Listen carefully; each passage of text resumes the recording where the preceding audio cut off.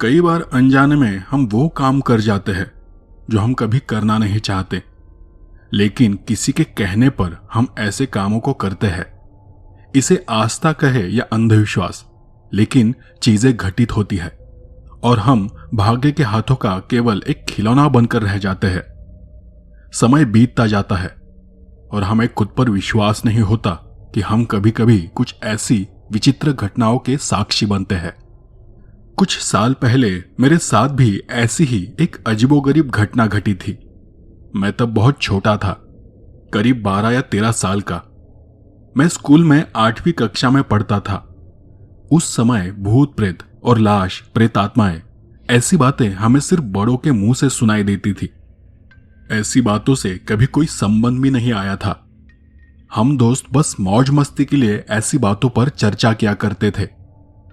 एक शाम को मैं स्कूल से घर आ गया। उस वक्त घर पर सिर्फ मेरे दादा दादी थे। मेरे दादाजी हमेशा चुप रहा करते थे। दादी कहती थी कि उन्होंने कुछ साल पहले कुछ देखा था, जैसे लगातार वो किसी चीज के बारे में सोच रहे हो। उन्होंने कभी किसी से बात नहीं की। दादी का स्वभाव बिल्कुल उनसे अलग था। वो लगातार बकबक करती थी। उस दिन जब मैं स्कूल से घर वापस आया, तब भी दादी इसी तरह कुछ बड़बड़ा रही थी। मैंने उससे कहा था कि आज अमावस्या है, फिर भी क्या जरूरत थी उसे वहां जाने की। सब जानते हैं कि वो जगह खराब है, बाधित है, तो बेवजह हिम्मत करने से क्या मिला उसे। दादी मेरे स्कूल के आने के बाद से ऐसे ही कुछ बड़बड़ा रही थी। वो हमेशा ही ऐसे ही बड़बड़ किया करती थी, इसलिए मैं कभी उनकी बातों पर ज्यादा ध्यान नहीं देता था। उस वक्त मुझे खेलने के लिए बाहर जाना था और मुझे बस उसी बात की चिंता थी। फिर भी मैंने बीच में टोकते हुए अपनी दादी से पूछा, तो उन्होंने मुझे बताया कि मेरी मां की तबीयत अचानक से बिगड़ने के कारण पिताजी उन्हें अस्पताल लेकर चले गए हैं। मैंने इस बात को सुना और हमेशा की तरह खेलने के लिए बाहर चला गया। फिर रात होने के बाद मुझे महसूस हुआ कि रात हो जाने के बाद भी पिताजी और मां घर वापस नहीं आए थे। आज घर का सारा काम दादी ने किया था। दादाजी हमेशा की तरह चुपचाप दरवाजे के पास बैठे थे। आखिर देर रात मैंने अपनी दादी से पूछा, मां और पिताजी अब तक क्यों नहीं आए? दादी ने मुझे डांटते हुए कहा, अगर हमारी बात मानी होती तो ये सब न देखना पड़ता। अब जो किया है उसे भुगतो। मैंने दादी को फिर से सहलाते हुए पूछा, अरे दादी मां, मुझे बताओ ना कि मां को क्या हुआ है। लेकिन उसने मेरे सवाल का कोई जवाब नहीं दिया। उसने बस मुझे गुस्से में चुपचाप सोने के लिए कहा। अगली सुबह मैं रोज की तरह खुद ही तैयार होकर स्कूल चला गया। शाम को घर वापस आया तो देखा कि मां और पिताजी अब तक घर नहीं लौटे थे। दादी आज शांत थी और दादाजी भी अपनी जगह पर बैठे बीड़ी पी रहे थे। मैं फिर दादी के पास चला गया और उससे पूछा, दादी, क्या मां आज भी नहीं आएगी? काम करते करते दादी ने जवाब दिया, नहीं, अस्पताल में भर्ती हो गई है। दोपहर तुम्हारे पिताजी आए थे, नहा धोकर वापस चले गए। मैंने अपनी किताबों का थैला एक तरफ रख दिया और उसे एक और सवाल पूछा, क्या हुआ है मां को दादी? दादी ने कुछ जवाब नहीं दिया। वो चुपचाप अपना काम करती रही। मैंने उसका हाथ पकड़कर उसे हिलाते हुए पूछा, बताओ ना दादी, मां को क्या हुआ है? उसने मुझे गुस्से से देखा और कहा, चुप हो जा, तू नहीं समझ पाएगा। मैं भी गुस्से में घर से बाहर निकल पड़ा और सीधे अपने दोस्तों के पास खेलने चला गया। लेकिन आज कोई नहीं खेल रहा था। ऐसा लगा जैसे सब मेरे आने का इंतजार कर रहे थे। लेकिन मेरे वहां पहुंचते ही सब एकदम शांत हो गए। वो सब कुछ आज मुझे कुछ अजीब लग रहा था। लेकिन तभी एक दोस्त ने कहा, सुबह, मैंने सुना है कि तुम्हारी मां पर भूत का साया है। क्या यह बात सच है? मैं उसके इस प्रश्न से सोच में पड़ गया, क्योंकि मेरी दादी ने अब तक मुझे इसके बारे में कुछ भी नहीं बताया था। तो मैंने उससे कहा, नहीं, दादी ने कहा है कि वो बीमार है और इसलिए पिताजी उसे अस्पताल ले गए हैं। तभी दूसरे दोस्त ने कहा, अरे नहीं, तुम्हारी दादी आज मेरी दादी को यह बता रही थी कि तुम्हारी मां को भूत ने पकड़ लिया है और लोग तुम्हारे पिताजी को बहुत समझा रहे थे, लेकिन उन्होंने किसी की नहीं सुनी। वो तुम्हारी मां को जबरदस्ती अस्पताल ले गए। मैं कुछ देर के लिए सोच में पड़ गया। दादी भी कल ऐसा ही कुछ बड़बड़ा रही थी कि आज अमावस्या है, क्या जरूरत थी उसे वहां जाने की। जानती है कि वो जगह बुरी ताकतों से बाधित है, फिर बेवजह हिम्मत करने से क्या मिला उसे। मैं बिना कुछ कहे वहां से चला गया। जब मैं घर वापस आया तो दादी खाना बना रही थी। मैं उसके पास गया और उससे पूछा, दादी बताओ ना, मां को क्या हुआ है। तो उसने मुझे गुस्से से देखा। मैंने फिर से उसके हाथ को पकड़कर हिलाया और पूछा, मुझे बताओ, नहीं तो मैं तुम्हें काम नहीं करने दूंगा।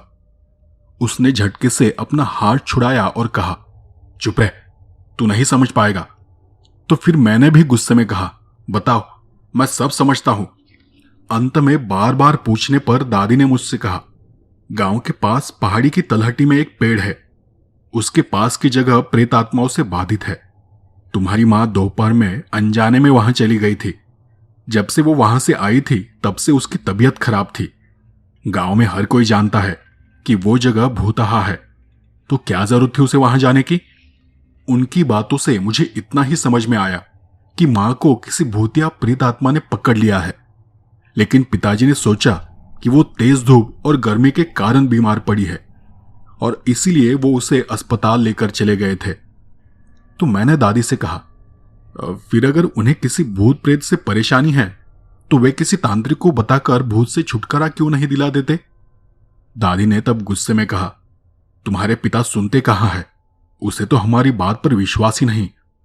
मैंने कुछ देर सोचा और कहा, अच्छा बताओ, मैं कुछ कर सकता हूं। दादी ने मुझे दूर धकेल दिया, तुम अभी छोटे हो, जाओ अपनी पढ़ाई पर ध्यान दो। मैं उस दिन पिताजी के आने का इंतजार करने लगा। मां को अस्पताल गए 3 दिन हो चुके थे, लेकिन फिर भी वो ठीक महसूस नहीं कर रही थी। जब पिताजी रात के खाने के लिए डिब्बा लेने घर आए तो मैंने उनसे पूछा, पिताजी, मां कैसी है। वो शायद जल्दी जल्दी में थे। उन्होंने खाते खाते ही जवाब दिया, ठीक है। फिर कुछ देर चुप रहकर उन्होंने मुझसे पूछा, क्या तुम्हें कल स्कूल में छुट्टी है। नहीं तो दोपहर स्कूल से जल्दी घर आ जाना, कल हम अस्पताल जाएंगे, तुम्हें देखकर वो अच्छा महसूस करेगी। मैंने सहमति में अपना सिर हिलाया। पिताजी जल्दी जल्दी खाना खा रहे थे। मैंने फिर बीच में ही पिताजी से पूछा, पिताजी, क्या मां पर भूत सवार है। मेरा प्रश्न सुनकर पिताजी ने अपनी नजर उठाकर गुस्से से मेरी ओर देखा। मैं उनकी आंखों को देखकर समझ गया और चुपचाप सिर झुकाकर खाने लगा।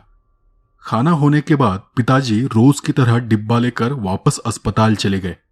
मैंने वो रात जैसे तैसे बिताई। अगले दिन पिताजी सुबह 11 बजे घर आ गए। उस दिन मैं स्कूल नहीं गया। अस्पताल जाने के लिए मैं घर पर ही रुका था।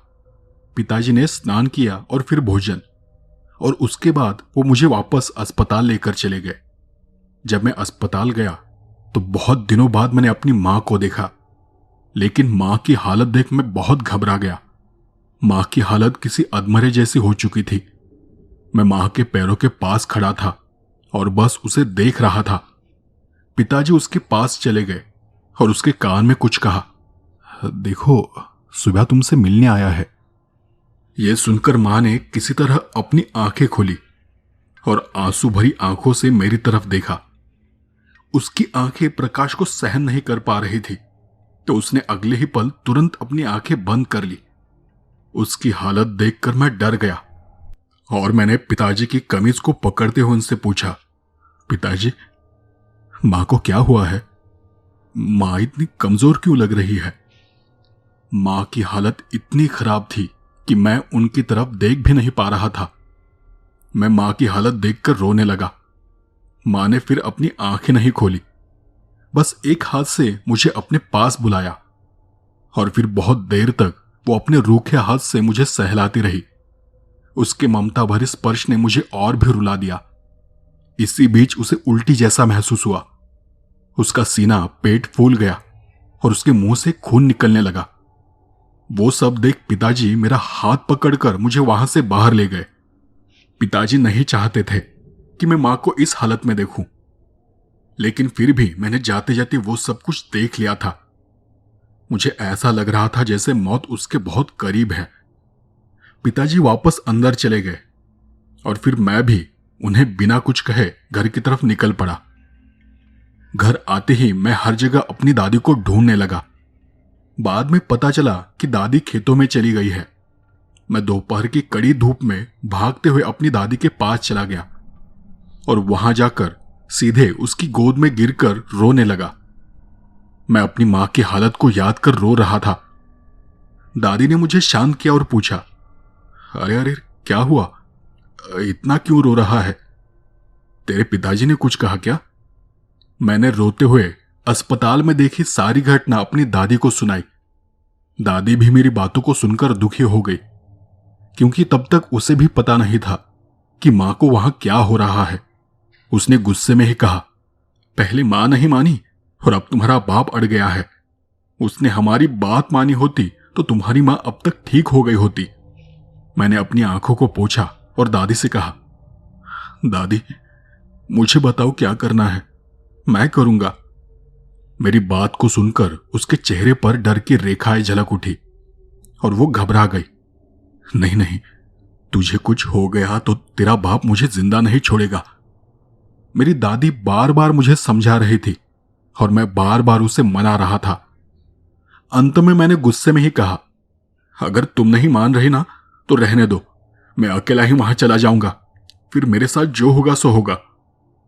दादी ने मुझे अपने करीब खींच लिया और मुझे सहलाते हुए कहा, बेटा ऐसा कुछ भी मत करना जिससे हमें और तकलीफ हो।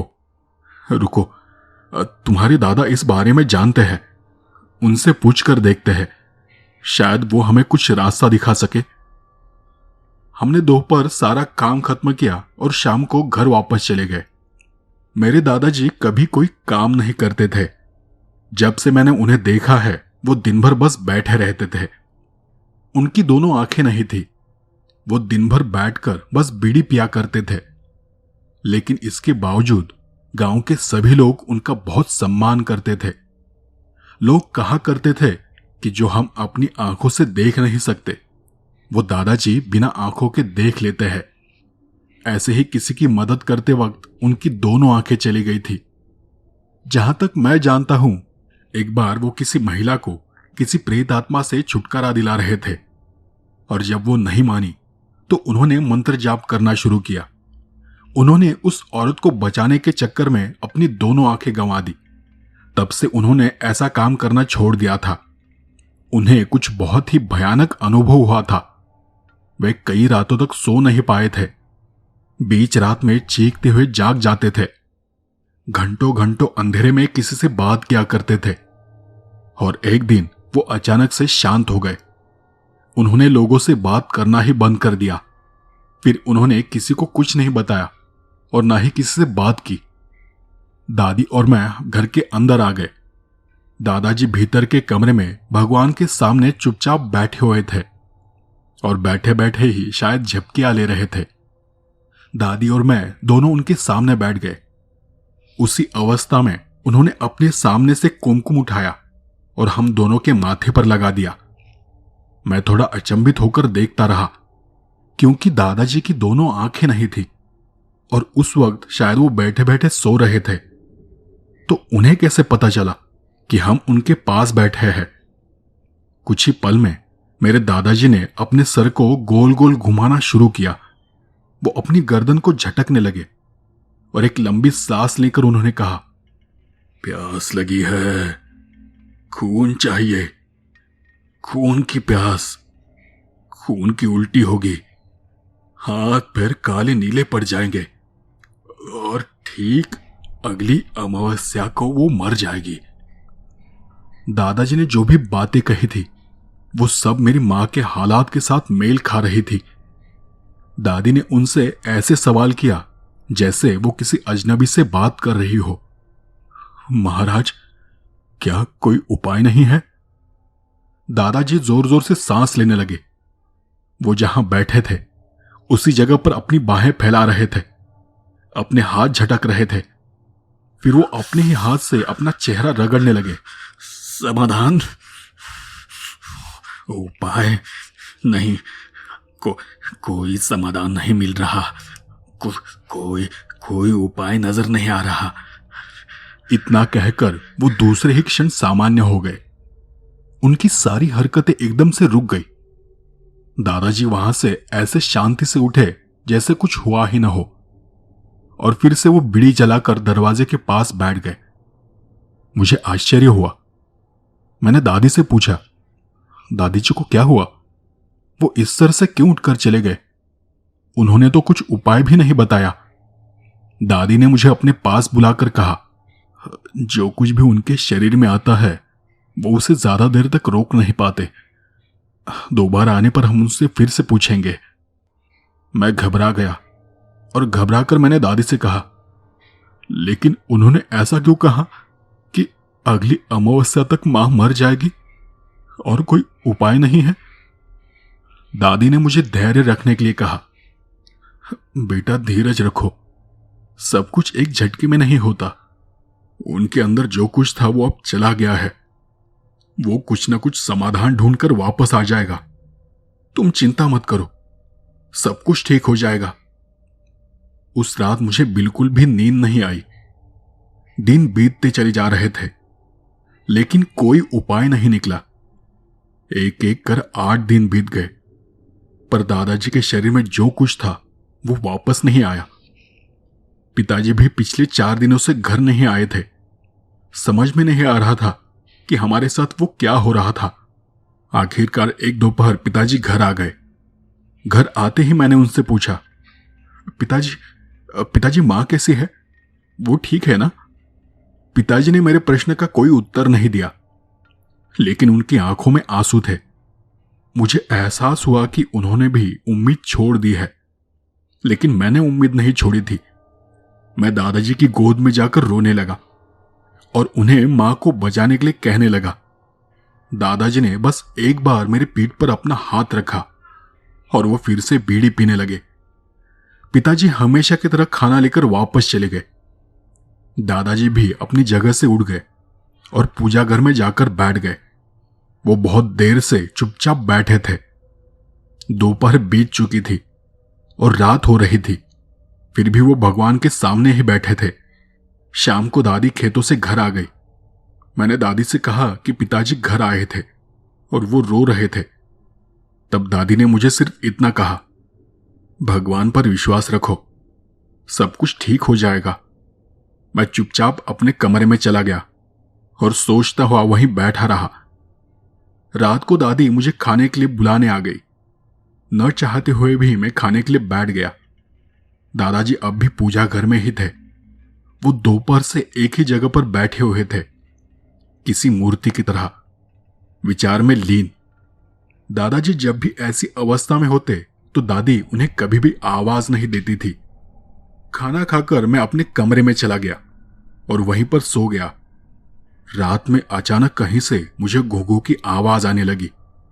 मैं अपने कान के पास जोर जोर से लेती हुई सांसों को सुन पा रहा था। उस आवाज को सुनकर दादी भी उठ गई और मैं भी डरकर जाग गया। हमने देखा कि दादाजी मेरे सर के पास बैठे थे और वो जोर जोर से सांस ले रहे थे। उनका चेहरा लाल हुआ पड़ा था। उन्होंने अपने गर्म हाथ से मेरे माथे को छुआ और कहा, खून चाहिए किसी अपने का, तभी उसे छुटकारा मिलेगा। दोगे खून? बोलो, दोगे? मैंने घबराकर उन्हें हां कह दिया। जैसे ही मैंने हां कहा, उन्होंने मेरी कमीज का कपड़ा फाड़ लिया और चूल्हे से कुछ लकड़ी लेकर उन छोटी लकड़ियों पर वो कपड़ा लपेटकर उससे एक गुड़िया बनाई। तब तक मैं अपनी दादी के पास बैठा था। वो सब हलचल इस तरह से कर रहे थे जैसे उन्हें सब दिखाई दे रहा हो। दादी और मैं, हम दोनों ये सब देख रहे थे।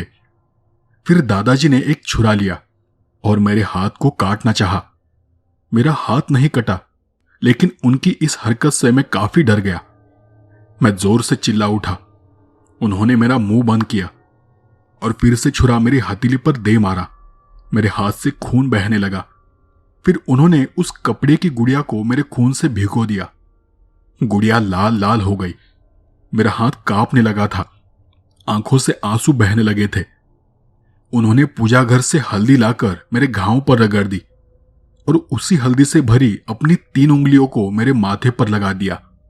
फिर उन्होंने वो खून से सनी हुई गुड़िया मेरे हाथों में थमा दी और अजीब आवाज में कहा, जब तुम्हें रात का चांद दिखाई दे तो पहाड़ पर चले जाना अकेले, और उसे आवाज देना, कहना कि मैं तुम्हारा भोजन लाया हूं, और जब वो तुम्हारे सामने आ जाएगा तब उसे ये भोजन दे देना। तुम अपना काम करना और मैं अपना काम करूंगा। अब जाओ, जाओ घर से बाहर। इतना कहकर दादाजी चुपचाप जाकर फिर से भगवान के सामने बैठ गए। दादी भी वो सब कुछ चुपचाप देख रही थी। दादी ने मुझे बस इतना कहा, उनके अंदर जो भी आया है वो एक समाधान लेकर आया है, तुम्हें जाना होगा, दादाजी तुम्हारी रक्षा करेंगे। मैंने हां तो कह दिया था, लेकिन अब मुझे डर लगने लगा था। मेरी कमीज फटी हुई थी, मुझे ठंड लग रही थी। उन्होंने मुझे उसी अवस्था में जाने के लिए कहा था। मैंने घर के बाहर जाकर आसमान की तरफ देखा। आसमान में चांद नजर नहीं आ रहा था। बाहर हर तरफ बहुत गहरा सन्नाटा था। दूर कहीं से कुत्तों के भौंकने की आवाज आ रही थी। मैं घबरा कर फिर से घर के अंदर चला गया। देखा तो दादाजी भगवान के सामने बैठकर किसी मंत्र का जाप कर रहे थे। दादी बिना कुछ बोले बस मेरी ओर देखती रही। फिर दादी ने मुझे देखकर बाहर जाने का इशारा किया। मैं बाहर जाकर खड़ा हो गया। जैसे ही मैं बाहर गया मुझे बहुत ठंड महसूस हुई और मेरे रोंगटे खड़े हो गए। कुछ देर बाद मुझे आसमान में चांद दिखाई दिया। मैं उस चांद की धुंधली सफेद रोशनी में चांद को देखते हुए गांव से बाहर चला गया। चूंकि मैं वास्तव में गांव का रहने वाला था, इसलिए मुझे अंधेरे से इतना डर नहीं लगता था। लेकिन आज मैं बहुत डरा हुआ था। रास्ता भी जाना पहचाना था, लेकिन उस रास्ते पर चलने की मेरी हिम्मत नहीं हो रही थी। मैं अपने कदम गिनते हुए धीरे धीरे उस पहाड़ की ओर चल रहा था। पहाड़ गांव के ऊपरी छोर पर था और उसी पहाड़ी के तलहटी में वो बाधित जगह थी, गांव से करीब 15 मिनट दूर। मैं पहली बार इतना डरा हुआ था क्योंकि मुझे पता नहीं था कि मेरा वास्तव में किससे सामना होने वाला है। मैं तो ये तक नहीं जानता था कि वहां जो कुछ भी था वो मानवीय था या अमानवीय था। अगर उसने मुझे पकड़ लिया तो मैं कुछ नहीं कर पाऊंगा, क्योंकि मैं बहुत छोटा हूं। मन में तरह तरह के विचार आ रहे थे। उन सब बातों को सोचते हुए मुझे पता ही नहीं चला कि मैं कब पहाड़ी की तलहटी में पहुंच गया। जैसे ही मुझे अपने चारों ओर का सन्नाटा महसूस हुआ, मेरे रोंगटे खड़े हो गए। झिंगुर की आवाज इतनी तेज आ रही थी मानो वो कान के पर्दों को काट रही हो। वहां जाते ही मैं ये भूल गया कि दादाजी ने मुझे वहां जाने पर क्या कहने को कहा था। मेरे हाथ पांव थर-थर कांप रहे थे। मैंने एक बार फिर से अपने पूरे शरीर को जकड़ लिया। मेरी सांस तेज चल रही थी। मैं बुरी तरह डरा हुआ था। इसी बीच पीछे से कुछ टूटने की आवाज आई। मैंने पीछे मुड़कर देखा तो मुझे गांव तक जाता वो सुनसान रास्ता दिखाई दे रहा था, जिस रास्ते से मैं यहां तक आया था। तभी मैंने एक आवाज सुनी, तुम आ गए बेटा, तुम मेरे लिए यहाँ आ गए। उस आवाज को सुनकर मैं एकदम से सुन्न रह गया। मैंने अपनी मुट्ठी बंद कर ली और मैं वैसा ही खड़ा रहा। एक बार मैंने अपनी जेब में रखी उस खून से सनी गुड़िया को छूकर देखा और फिर घबराते हुए आवाज दी, कौन है? कौन है वहां? उसी पल मेरी आंखों के सामने एक काले घने पेड़ के पास एक आकृति चमकने लगी। मैंने जब उसकी तरफ देखा तो वो मेरी मां थी। मैंने उसे देखकर उसे पुकारा, मां, मां। मैं अपनी मां की तरफ थोड़ा आगे बढ़ा, लेकिन जैसे ही मैं आगे बढ़ा मुझे पता चला कि उसके पैर काले हैं और वो हवा में तैर रही है। उसके पैर इंसानी नहीं थे, किसी जानवर जैसे थे। नुकीले नाखून थे। ये देख मैं अपनी जगह पर ही रुक गया। उस आकृति ने अपने दोनों हाथ फैलाए और फिर मुझसे कहा, आओ आओ मेरे बेटे, मैं तुम्हारी माँ हूँ, मेरे पास आओ। मैं एकदम से रुक गया और गुस्से में चिल्ला उठा, नहीं, तुम मेरी मां नहीं हो, तुम पिशाच हो। तुमने मेरी मां का रूप लिया है। मेरी बात सुनकर उसके चेहरे पर एक अजीब सी मुस्कान फैलती चली गई और फिर वो अपनी बड़ी बड़ी आंखों से मुझे घूरने लगा। एक एक बहुत ही अजीब सी आवाज में उसने कहा, मैं तुम्हारी मां नहीं हूं, मैं एक पिशाच हूं।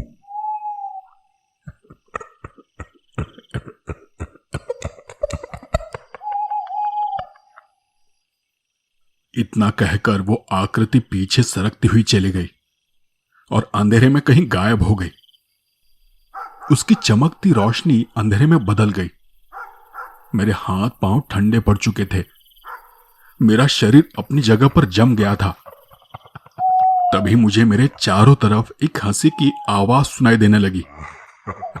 उस आवाज ने मेरे रोंगटे खड़े कर दिए। ये ऐसा था जैसे वो पिशाच मेरे चारों ओर मंडरा रहा हो। मैं अब बहुत डर गया था। मेरे होंठ कांपने लगे थे। तभी मुझे याद आया कि दादाजी ने मुझे क्या कहा था। उन्होंने कहा था कि उसे बुलाओ और कहो कि मैं तुम्हारा भोजन लाया हूं। मैं हिम्मत कर वहीं पर खड़ा रहा। अचानक मुझे अपने चारों ओर एक तरह की गर्मी महसूस होने लगी। मैंने अपनी जेब में हाथ डाला और अपनी जेब से उस खून से सनी गुड़िया को बाहर निकाला।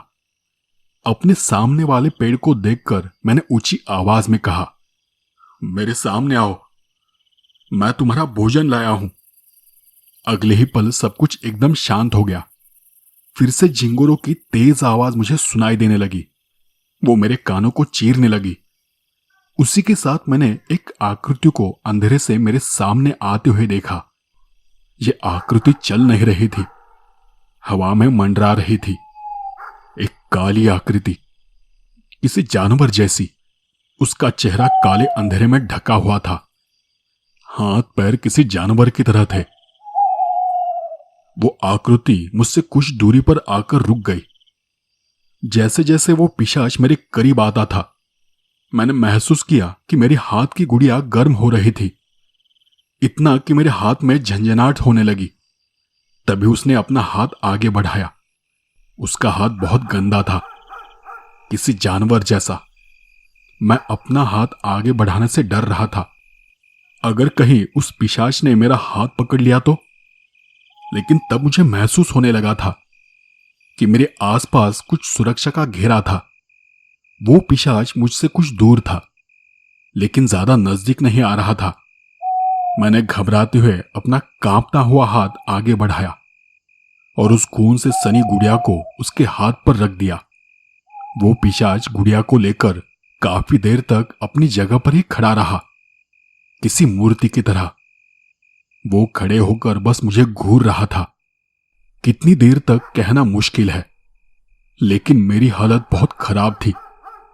मैं अभी भी एकदम सीधा खड़ा था, इस डर से कि अगर मैं पीछे मुड़ा और उस पिशाच ने पीछे से मुझ पर हमला कर दिया तो।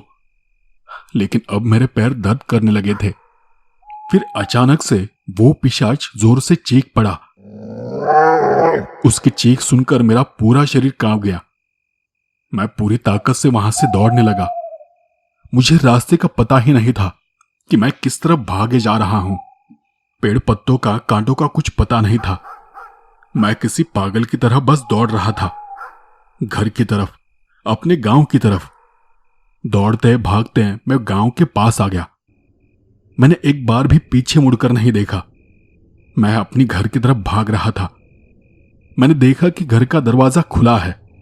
मेरी दादी दरवाजे पर खड़ी होकर मेरे आने का इंतजार कर रही थी। मैं दौड़ता हुआ घर के अंदर चला गया। दादाजी अब भी पूजा घर में बैठे हुए थे, बिल्कुल शांत।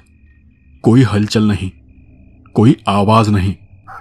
मैं हांफता हुआ उनके पास चला गया और उनके पास बैठते हुए उनसे कहा, दादाजी, दादाजी, मैं आ गया हूं। माँ माँ अब ठीक हो जाएगी ना? वो जो चाहता था उसे मिल गया है ना? पर दादाजी ने कुछ नहीं कहा। वो बस शांत बैठे रहे। दादी ने मुझे शांत रहने का इशारा किया। रात और घनी होती गई। दादी ने मुझे बस अपने कमरे में जाकर सोने के लिए कहा।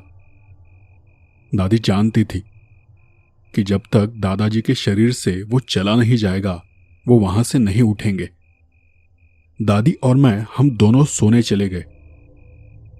पर उस रात भर किसी को नींद नहीं आई।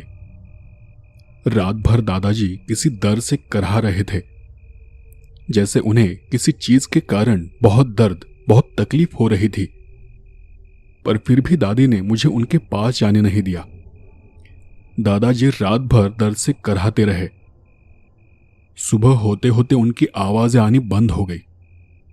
सुबह हमने उठकर देखा तो दादाजी की आंखों से खून निकल रहा था और वो खून उनके चेहरे पर सूखकर जम गया था। लेकिन अब उन्हें किसी तरह का दर्द नहीं हो रहा था। वो आराम से घर के दरवाजे में बैठकर बीड़ी पी रहे थे, जैसे उन्हें अपनी आंखें होने या न होने का कोई फर्क नहीं पड़ता था। दादी ने भी उनसे कुछ नहीं पूछा, क्योंकि वो जानती थी कि वो किसी भी बात का जवाब नहीं देते। फिर दादी ने उनके चेहरे को साफ किया और फिर उन्होंने ही उन्हें साफ पानी से नहलाया। उस दिन पिताजी सुबह जल्दी घर आ गए। उनके आते ही मैं रोते हुए उनके पास चला गया और रोते हुए ही उनसे पूछा, क्या हुआ पिताजी? मां कैसी है? मेरी आवाज सुनकर दादी भी बाहर आ गई। सिर्फ दादाजी अपनी हमेशा की जगह पर शांत बैठे थे। पिताजी ने मेरे सर को सहलाते हुए कहा, मां की तबीयत ठीक है बेटा। कल रात से उसकी तबीयत अच्छी हो गई है। उसने रात को खुद से खाना भी खाया और वो तुझे पूछ रही थी। चल जल्दी से तैयार हो जा, हमें अस्पताल जाना है। उनकी बातों को सुनकर सबसे पहले मैंने दादी की तरफ देखा। दादी की आंखों में पानी था और वो मुस्कुरा रही थी। फिर हम दोनों ने भी दादाजी की तरफ देखा। दादाजी हमेशा की तरह बीड़ी पी रहे थे। उन्होंने बीड़ी पीते हुए आराम से धुएं को हवा में छोड़ दिया। पिताजी को हमेशा ये लगता था कि दादाजी को कुछ भी सुनाई नहीं देता और उन्हें दिखाई भी नहीं देता, इसलिए वो किसी से बात नहीं करते, किसी की बात का जवाब नहीं देते। वो बस महसूस कर सकते हैं। इसलिए पिताजी उनके पास चले गए और उनके पैर छुए। कुछ देर में ही पिताजी और मैं हम दोनों भी अस्पताल जाने के लिए तैयार हो गए। जाते जाते मैंने भी दादाजी के पैर छुए और उनका आशीर्वाद लेने के लिए उनका हाथ पकड़कर अपने सर पर रख दिया। मैं नहीं जानता कि यह सब कैसे हुआ था। वो दवाइयों का असर था या फिर दादाजी के कारण हुआ था, लेकिन मेरी मां ठीक हो गई थी। और किसी का इस बात पर विश्वास हो ना हो, लेकिन मेरा मेरे दादाजी पर पूरा विश्वास था कि यह सब उन्हीं के कारण हुआ था। उन्हीं के कारण मेरी मां ठीक हो गई थी, क्योंकि मैंने खुद वो सब कुछ महसूस किया था। मैंने खुद से वो सब कुछ देखा था। पिताजी और मैं घर से बाहर निकल पड़े। दादाजी दरवाजे के बाहर बैठे थे। ऐसा लग रहा था जैसे वो हमें देख रहे हो। सच में हमारी जिंदगी में हमें कभी कभी ऐसी चीजों का सामना करना पड़ता है कि जिसके बारे में हम कभी सोच भी नहीं सकते, और ऐसी बातों को बताने पर कोई हम पर विश्वास भी नहीं करता। लेकिन जो मैंने देखा, जो कुछ मैंने महसूस किया, वो बहुत ही अजीब था।